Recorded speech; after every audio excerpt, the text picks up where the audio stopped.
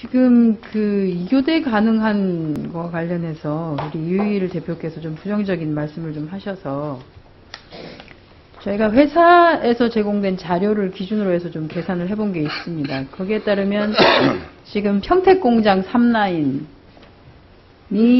주간 2교대가 가능한 물량이 그 연간 6만 300세대라고 그렇게 말씀하셨습니다. 그죠? 근데 지금 올해 1월부터 8월까지의 평균을 하면은 매달 월 평균이 5,221대. 그래서 연간 62,700대가 됩니다. 그래서 회사가 제시한 실질적인 2교대 가능 물량을 넘어서고 있습니다. 지금 그 3라인 같은 경우에는. 그래서 지금 3라인 같은 경우에는 그래서 주간 근무에다가 평일 3시간 잔업을 하고 휴일 특근까지 해서 어쨌든 이 물량을 맞추고 있거든요. 근데 이게 지금 일시적이라는 답변을 우리 유희일 대표께서 하셨습니다. 그죠? 예.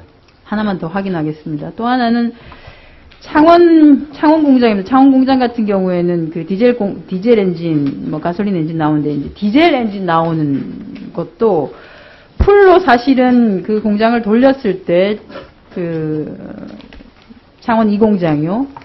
최대 생산 가능 물량이 물론 특근 포함한 겁니다. 월 8,506대인데 현재 생산량이 9,037대. 그래서 이거 역시 그 추가되는 분을 추가적인 특근을 포함해서 8,506대임에도 추가적인 특근을 통해서 이것을 소화하고 있을 것이라고 봐집니다. 그래서 그 현재 창원 공장의 경우에도 이 공장의 경우에는 주간 연속 2교대 도입이 검토될 수 있는 시점이다라고 봐지고요. 근데 이것도 역시 일시적이라는 말씀이시죠, 그죠? 창원 공장은 좀 다릅니다. 창원 공장은 디젤 엔진 공장은 SUV가 다 디젤이기 때문에 디젤 엔진 공장은 2교대는 안 됩니다만은 지금 바쁘게 돌아가는 것만은 사실입니다. 그러나 1 공장의 가솔린 엔진은 그 수요가 없기 때문에 반은 지금 계획 정지를 하고 있습니다. 네,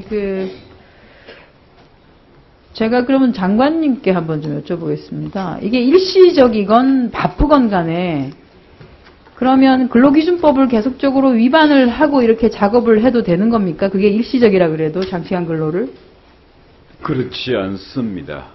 그렇지 않죠. 예, 그동안 상용차에 대해서 몇 차례 근로기준법 위반 사항이 있어가지고 개선 계획을 내도록 하고 있고 계속 모니터링을 하고 있습니다. 모니터를 하는데 지금 필요한 올해에도 경우에 조치할 생각입니다. 네, 올해에도 계속적으로 지금 단지 여기에는 솔직히 말씀을 드리면 노사 간에 일정 부분 좀 타협이 필요합니다.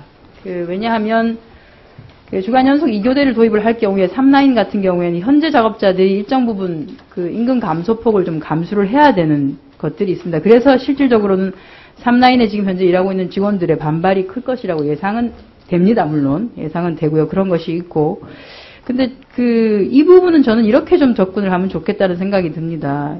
이게 결국은 시작부터 잘못된 구조조정으로 시작되어서 지금 저런 가슴 아픈 상황이 나와 있는 것이라고 한다라고 하면 노사가 일정 부분 좀 공동으로 고통도 분담을 하고 좀 동지적 연대 차원에서 이걸 좀 접근을 했으면 좋겠다. 그리고 지금 실질적으로 근로기준법을 위반하면서까지 잔업을 하고 하는 것은 그거 역시 말이 안 되는 거고 하기 때문에 이번 기회에 이게 좀 쌍용차가 굉장히 주인이 많이 바뀌고 고통스러워하는 건 알겠지만 이런 경영위기 시에 고통 분담도 하고 그러면서 좀 연대를 좀 한다라고 하는 이 한국형 좀 새로운 모델 같은 것들을 한번 제시하는 차원에서도 고민을 좀 해보셨으면 좋겠다 생각이 듭니다. 이 부분은. 그 다음에 회사 측의 경우에 무급휴직자 복귀 시에 연간 추가적으로 돈이 좀 더 든다라고 말씀을 하십니다. 한 200억 조금 남짓 든다고 하시는데 현재 지금 장시간 노동을 하고 있는 사람들에게 주어지는 노동 강도하고 장시간 노동으로 인해서 사실은 창원 공장 그리고 이제 3라인 같은 경우에도 신경도 날카롭고 실질적으로 굉장히 불만과 피로가 많이 쌓이는 상황입니다. 그래서 중장기적으로 보면 이게 생산성이나 품질에서 오히려 문제가 발생을 할 수 있고 실질적으로 비용 발생이 더 될 수도 있습니다. 그래서 이렇게 볼 때 장기적으로 보는 회사의 경쟁력 시점을 위해서라도 그 2교대를 전환을 하기 위한 인원 복귀, 이것을 좀 고민할 시점이다. 여러 가지 상황에서 이것들을 좀 검토를 해주셨으면 좋겠다는 말씀을 좀 드립니다. 이렇게 좀 계산을 해보니까요, 그 3라인하고 창원공장하고를 좀 계산을 해보면 실질적으로 그 3라인 같은 경우에는 그 2교대로 하게 되면은 평택공장에 한 400명 남짓이 필요하고요. 창원 같은 경우에도 지금 뭐 주야 교대는 안 한다라고 하는데 주야 교대를 할 경우에 그 주간 2교대로 할 경우에는 창원 공장에서도 한 150명 정도의 추가 인원이 필요한 것으로 산정이 됩니다. 그렇게 되면 전체 합치면 한 평택과 창원에서 한 610명 정도의 인원을 지금 보존을 할 수 있게 되는데 이 정도 되면은 뭐 지금 징계휴직자, 징계 무급휴직자를 포함한 무급휴직자 그리고 일정 부분 정리 해고자 문제가 저는 해결이 될 수 있다라고 봐집니다. 그래서 이것을 일시적이다 또는 어렵다, 뭐 내부적인 이런 것도 있지만 회사가 진정으로 가지는 경쟁력, 향후 어떤 방식으로 나갈 것인지, 그 다음에 마힌드라는 어떤 역할을 이 상황에서 해야 되는지, 지금 3년이 지나고 굉장히 많은 분들이 돌아가시고 우리가 가슴 아픈 상황을 다 겪고 있는 상태입니다. 그래서 이런 상황에서 이 부분을 좀 허심탄회하게 대표님께서도 그리고 우리 그 김규환 위원장님도 그렇고 또 우리 김정우 지부장님 또 한상균 지부장 다 머리를 좀 맞대서 한번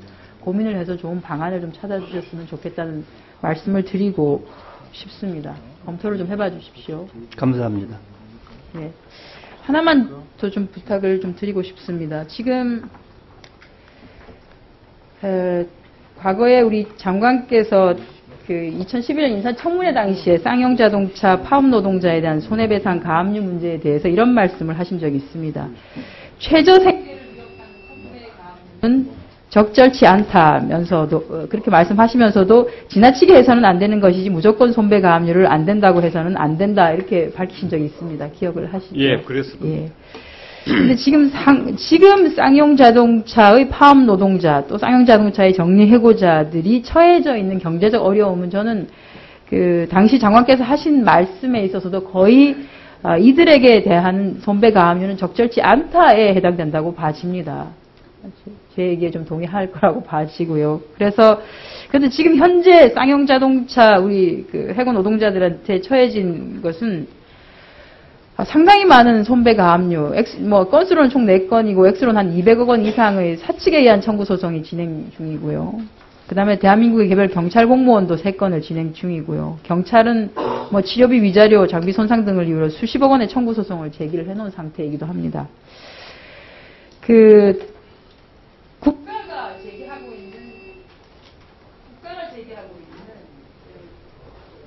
이런 손배, 가압류, 구상금 이런 것들에 대해서는 장관께서 좀 적극적으로 나셔서 이것들이 지금 이것을 치유하는 과정에서 해야 되는 역할이 하나로 좀 같이 사회적으로 이것을 우리가 치유한다고 생각을 좀 해봐 주시고 이것을 적절하게 취하할 수 있도록 좀 적극적인 역할을 해 주십사 부탁을 좀 드리겠습니다.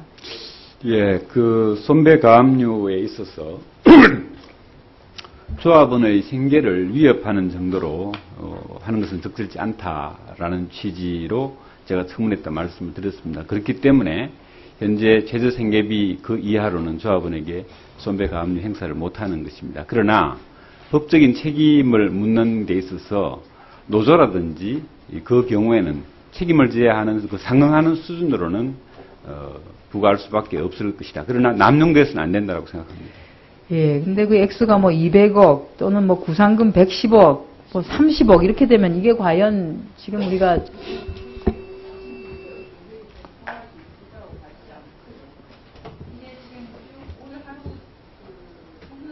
청문회를 하는 과정에서 나온 내용을 보면 실질적으로 이 사람들이 과연 구조조정을 당했어야 되는가에 대한 의문점이 드는 상황입니다.